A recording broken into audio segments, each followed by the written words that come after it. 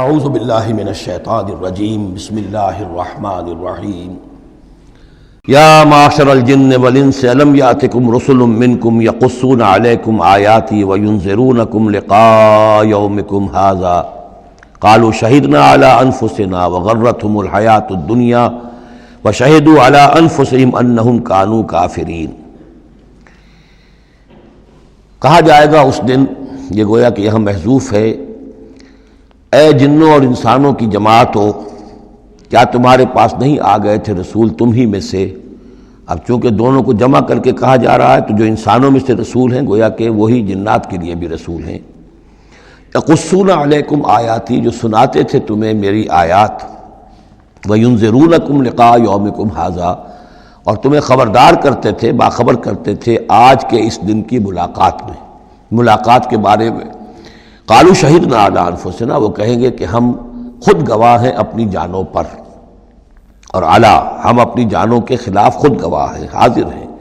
وغرتہم الحیاۃ الدنیا، اور انہیں دھوکے میں ڈالے رکھا دنیا کی زندگی نے۔ وشہدوا علی انفسہم، اور وہ خود گواہی دیں گے اپنے خلاف، انہم کانوا کافرین، کہ وہ یقیناً کفر کی روش پر چلتے رہے۔ قرآن مجید میں یہ جو میدان حشر کے مکالمات ہیں وہ مختلف قسم کے آئے ہیں، اور معلوم ہوتا ہے کہ بہت سے مراحل ہوں گے۔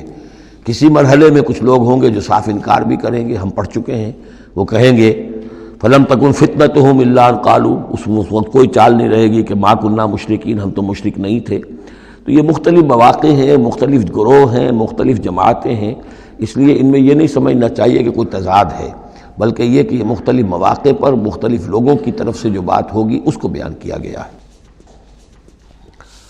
ذالک ان لم یکن ربک مہلک القری بظلم واہلھا غافلون، یہ اس لیے کہ آپ کے رب کی یہ سنت نہیں ہے کہ وہ بستیوں کو برباد کر دے زیادتی اور ظلم کے ساتھ، جبکہ اس کے رہنے والے اہلھا، وہاں کے لوگ بے خبر ہوں۔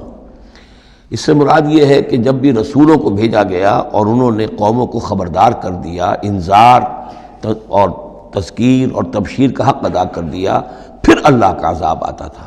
یہ نہیں کہ اچانک ان پر بس عذاب ٹوٹ پڑا، بلکہ اللہ تعالیٰ وَمَا كُنَّا مُعَذِّبِينَ حَتَّى نَبْعَثَ رَسُولًا، یہ سورہ بنی اسرائیل میں قاعدہ کلیہ بیان ہوا ہے کہ وہ عذاب استیصال کہ جس سے کسی قوم کی جڑ کاٹ دی جائے، نسیم منسیہ کر دیا جائے، وہ کسی رسول کی بعثت کے بغیر نہیں بھیجا جاتا تھا۔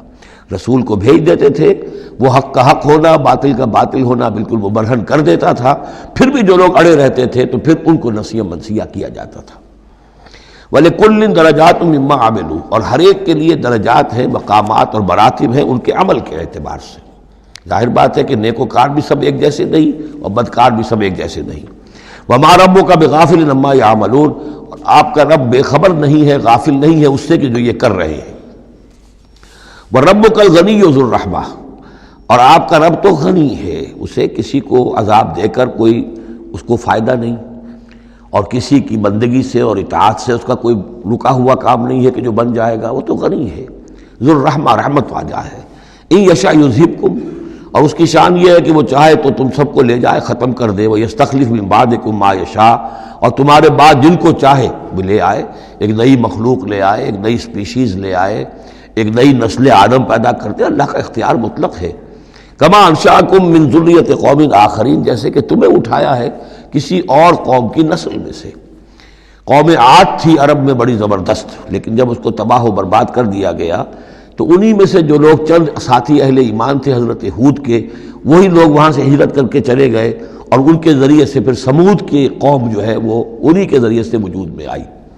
پھر سمود کو بھی ہلاک کر دیا گیا، تو پھر ان میں سے جو اہل ایمان تھے وہ کہیں چلے گئے ہجرت کر کے، تو ان سے ایک اور قوم وجود میں آ گئی۔ تو فرمایا جیسے تمہیں بھی ہم نے اٹھایا ہے اور قوموں کی نسل میں سے، اسی طریقے سے ہم تمہیں ہٹا کر کسی اور قوم کو لے آئیں گے۔